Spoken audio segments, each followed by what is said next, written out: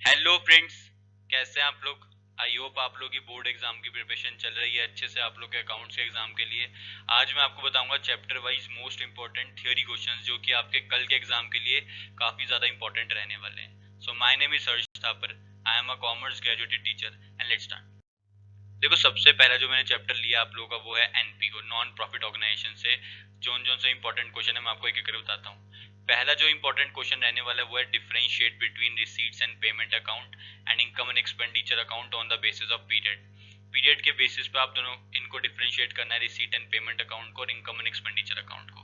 देखो, मैं आपको एक चीज बता देता हूँ कि आपको ना इसमें सब चीजें करनी है। In short, income and expenditure account और रिसीट एंड पेमेंट अकाउंट के सारे डिफरेंस याद करके जाना है, एक या दो नहीं, सारे, ठीक है, ऑल डिफरेंशिएट्स। आप जो भी बुक फॉलो कर रहे हो उसमें सारे आपको डिफरेंशिएट दिए होंगे, सारे डिफरेंस बिटवीन इन दोनों के बीच में आप याद करके जाना, एक भी मत छोड़ना। दूसरा इंपॉर्टेंट क्वेश्चन है how general donations treated while preparing financial statement of a not profit organisation. NPO के लिए जब भी हम जनरल डोनेशंस मिलती है तो हम वो कहाँ पे ट्रीट करते हैं आपको बताना है। देखो, डोनेशंस दो टाइप की होती है। डोनेशंस दो टाइप की होती हैं, एक होती है जनरल और एक होती है स्पेसिफिक। जनरल और स्पेसिफिक। अगर जनरल है अगर जनरल है तो इनकम एंड एक्सपेंडिचर अकाउंट में लिख सकते हो, और अगर स्पेसिफिक है तो बैलेंस शीट में लिखना है। ठीक है, ये बोलिए, अगर स्पेसिफिक है तो इसको बैलेंस शीट में लिख देना है। सिंपल सा फंडा है, कोई इसमें ज्यादा दिक्कत वाली बात नहीं है। थर्ड इंपॉर्टेंट क्वेश्चन है not for profit organisation sold its old furniture. अगर एनपीओ अपना फर्नीचर बेच देती है तो whether it will be treated as a revenue receipt और कैपिटल रिसीट। आपको बताना है कि रेवेन्यू रिसीट है, कैपिटल रिसीट है। आप मेरे को नीचे कमेंट करके बताओ इसका आंसर। जिन बच्चों को आता है वो नीचे कमेंट करके बता सकते हैं, नहीं भी आता तो कमेंट कर दो, मैं बता दूंगा कि आपने सही आंसर किया है गलत किया है। ठीक है, I will help you. Fourth important question है name any one account prepare by not for profit organisation. कोई भी एक का नाम बताना है आपको, तो बल्कि तीन पता है इसके अंदर, receipt and payment account, income and expenditure account और बैलेंस शीट भी बनती है। तो आपको तो तीन पता है, लेकिन यहाँ पे सिर्फ उसने एक ही पूछा है आपसे, तो एक ही बताना है तो बता देना। ठीक है, receipt and payment account. Next जो इंपॉर्टेंट क्वेश्चन है वो है give one example of not for profit organisation. आपको नॉट फॉर प्रॉफिट ऑर्गेनाइजेशन का एग्जांपल देना, बहुत इजी है। इसके अंदर आप लोग मंदिर लिख सकते हो, मंदिर, मस्जिद, हॉस्पिटल, स्कूल। ठीक है, मस्जिद हो गया, हॉस्पिटल्स हो गए, स्कूल्स हो गए, ये सब क्या होते हैं, ये सब नॉट फॉर प्रॉफिट ऑर्गेनाइजेशन होते हैं, एक्सेट्रा। स्कूल वगैरह भी इसके अंदर ही आते हैं। Getting my point. सिक्स जो इंपॉर्टेंट क्वेश्चन है वो है state the payments relating to non recurring in nature. आपको ऐसी पेमेंट्स बतानी है जो नॉन रिकरिंग होती है नेचर में ना। नॉन रिकरिंग मतलब जो बार बार नहीं होती, एक या दो बार होती है। जैसे असेट्स को बेचना है, खरीदना हो गया, सपोज टू से फर्नीचर सोल्ड किया है फर्नीचर। ठीक है, फर्नीचर बेच दिया है, मशीनरी खरीद ली है, ये सब ट्रांजेक्शन नॉन रिकरिंग होती है। नॉन रिकरिंग मतलब बार बार नहीं होती है, एक या दो बार ही होती है साल में, या तीन चार बार होती है। रिकरिंग होती है जो डेली होती है, बार बार होती रहती है। Getting my point. तो ये एनपीओ से आपके सारे थियोरिटिकल इंपॉर्टेंट क्वेश्चंस थे। आगे बढ़ते हैं हम लोग अब। अच्छा, एक क्वेश्चन और मैंने साथ में इसमें डाला था, वो है give an example of capital receipt. तो ये देखो, इस टाइप में भी आ सकता है और ये इस टाइप में भी आ सकता है कि आपको कैपिटल रिसीट का एग्जांपल देना है, या रेवेन्यू रिसीट का देना है, या रेवेन्यू एक्सपेंडिचर का देना है, या कैपिटल एक्सपेंडिचर का देना है। तो ये सब आप करके जाना है एक बार, ठीक है। रेवेन्यू रिसीट का, कैपिटल रिसीट का, रेवेन्यू एक्सपेंडिचर का, कैपिटल एक्सपेंडिचर का, सबके सिर्फ एक एक एग्जांपल ही कर लेना चाहो। बहुत बार एग्जाम में क्वेश्चन पूछा गया है, तो ये क्वेश्चन बहुत ज्यादा इंपॉर्टेंट है, काफी ज्यादा इंपॉर्टेंट क्वेश्चन है ये। आगे बढ़ते हैं हम लोग अब। नेक्स्ट जो चैप्टर है वो रिटायरमेंट एंड डेथ, दोनों से कंबाइन मैं आपको क्वेश्चन बताता हूँ। पहला है what is meant by gaining ratio on retirement of a partner. Gaining ratio क्या होता है बताना आपको। गेनिंग रेशियो का मतलब होता है जो एग्जिस्टिंग पार्टनर्स होते हैं वो रेशियो गेन करते हैं, उसी को हम गेनिंग रेशियो बोलते हैं। जो पार्टनर जाता है, सपोज टू से अगर तीन पार्टनर है ए बी सी, और सी चला जाता है फर्म छोड़ के, तो सी का जो रेशियो है वो ए और बी गेन कर लेंगे, ठीक है, उसी को गेनिंग रेशियो बोलते हैं। सेकंड इंपॉर्टेंट क्वेश्चन है eight the time of retirement how is a new profit sharing ratio among the remaining partners calculated. कैसे कैलकुलेट करते हैं रिटायरमेंट के टाइम पे, तो गेनिंग रेशियो के अकॉर्डिंग कैलकुलेट करते हैं, गेनिंग रेशियो के अकॉर्डिंगली। आगे बढ़ते हैं हम लोग अब। थर्ड इंपॉर्टेंट क्वेश्चन है in which ratio do the remaining partners acquire the share of profit of the retiring partner. Again the same gaining ratio में कर लेते हैं, बोलो गेनिंग रेशियो में। ठीक है, देखो जो सेकंड क्वेश्चन था उसमें गेनिंग रेशियो में करते हैं, लेकिन वो गेन कर लेते हैं रेशियो जो एग्जिस्टिंग पार्टनर्स होते हैं, सपोज ए और बी एग्जिस्टिंग पार्टनर है, सी चला गया है फर्म को छोड़ के, तो इसमें क्या हो जाएगा, ए ने जो गेन किया है वो उसके ओल्ड शेयर में प्लस हो जाएगा, और बी में भी ऐसा होगा, जो सी का शेयर है इसमें वो प्लस हो जाएगा। डिसोल्यूशन ऑफ पार्टनरशिप फर्म से जो इंपॉर्टेंट क्वेश्चन है वो है, बहुत ही ज्यादा इंपॉर्टेंट क्वेश्चन है ये, distinguish between dissolution of partnership and dissolution of partnership firm. कई बार एग्जाम में क्वेश्चन आया है, आप ये मान के चलो कि पिछले 10 सालों में आपको 8 बार तो ये क्वेश्चन देखने को मिल ही जाएगा, इतना इंपॉर्टेंट क्वेश्चन है ये, तो ये मोस्ट इंपॉर्टेंट क्वेश्चन है, अच्छे से प्रिपेयर कर लेना है इसके difference between. Second important question, identify situation for compulsory dissolution of partnership firm. कब कंपलसरी डिसॉल्व हो सकती है फर्म, जब कोर्ट ने बोला है, जब कोर्ट बोलेगी डिसॉल्व करनी तो फर्म को डिसॉल्व करना पड़ेगा। Name the asset that is not transferred to the debit side of realisation account but bring certain amount of cash against its disposal at the time of dissolution of the firm. ऐसी कोई चीज बतानी है आपको जिसको बिकने से पैसा तो मिलेगा, लेकिन हमने इसको रियलाइजेशन अकाउंट में डेबिट साइड नहीं लिखा था, तो इसका आंसर है बच्चों अनरिकॉर्डेड असेट। कोई अगर अनरिकॉर्डेड असेट होता तो हम इसको रिलेशन अकाउंट में ओपनिंग में नहीं लिखते हैं, लेकिन अगर ये बिक जाता है या इसकी वैल्यू जब रिवैल्यूएट होती है, बिक जाता है, तो हम लिखते हैं इसको, ठीक है, बैंक अकाउंट करके।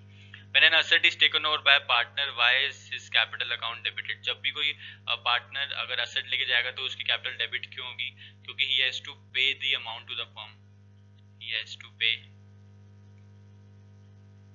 the amount to the firm.